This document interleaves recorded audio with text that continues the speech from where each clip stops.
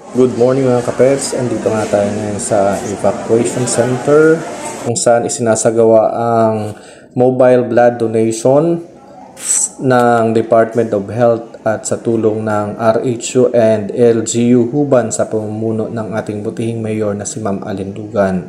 Shout out nga pala sa iyo, Mayor.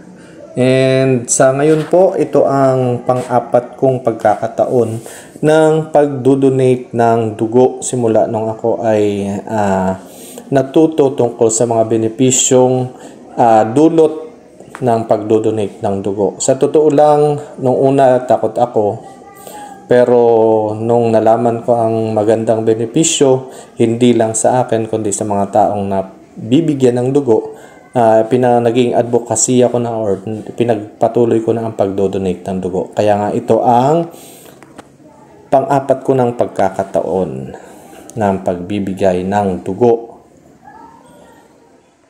Sa totoo lang, madami ang benepisyo ng pagdodonate ng dugo. Hindi lang sa nakakatulong ka para mapunuan ang kakulangan ng dugo ng Pilipinas or ng DOH at ng Red Cross, kundi madaming benepisyo din na maibibigay sa mga taong nagdodonate ng dugo. Sa totoo lang, sa pang-apat ko na pag-donate ng dugo, nararanasan ko yung mga benepisyong sinabi ng Department of Health kung bakit kailangan tayong mag-donate ng dugo.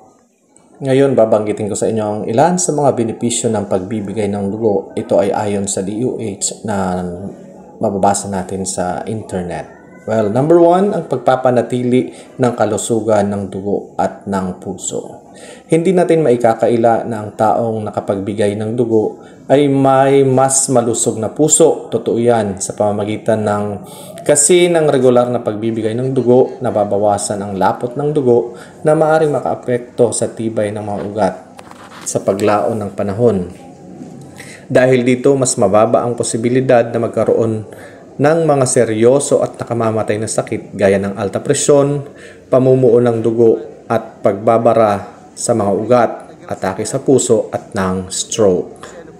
Number 2, mas maliit ang posibilidad ng pagkakaroon ng kanser. O kita naman ninyo, ang kabawasan ng panganib ng pagkakaroon ng kanser sa katawan, ito ay dahil sa pagbibigay ng dugo ay maaaring isisi sa nababawas na iron sa katawan sa tuwing nagbibigay ng dugo.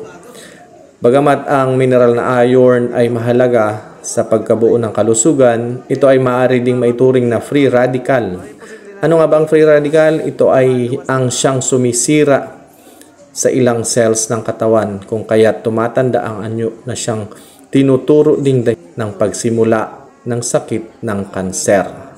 So, mas mababa ang panganib ng pagkaroon ng kanser sa atay, sa bituka at sa lalamunan sa mga taong regular na nagbibigay ng dugo. Andito pa ang number 3.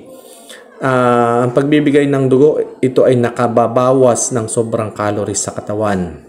So malaki ang mababawas sa timbang ng taong regular na nagbibigay ng kanyang dugo.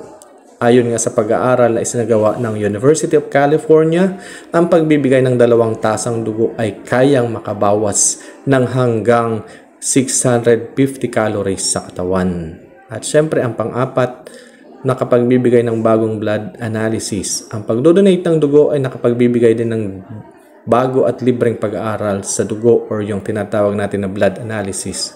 Sa pamamagitan nito, maaaring matukoy kung gaano kalusog ang pangangatawan at kaagad na matukoy kung may sakit na namumuo sa katawan. Diyan ay ilan lamang sa mga benepisyo na sinabi ng DOH at syempre ng ilang mga eksperto.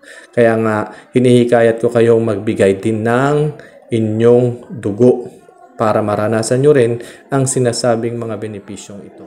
Okay mga kapeds, nakuha ba ninyo ang mga benepisyong pangkalusugan na dulot ng pagdodonate ng dugo base sa aking binasa?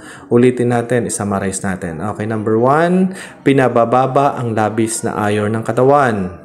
Number 2, pinalalakas ang cardiovascular health.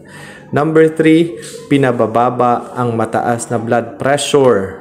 Number 4, nabibigyang pagkakataon na masuri ang internal na estado ng katawan. Number 5, pinabababa ang tsansa na magkaroon tayo ng cancer. Number 6, kinokontrol ang pagtaas ng cholesterol level.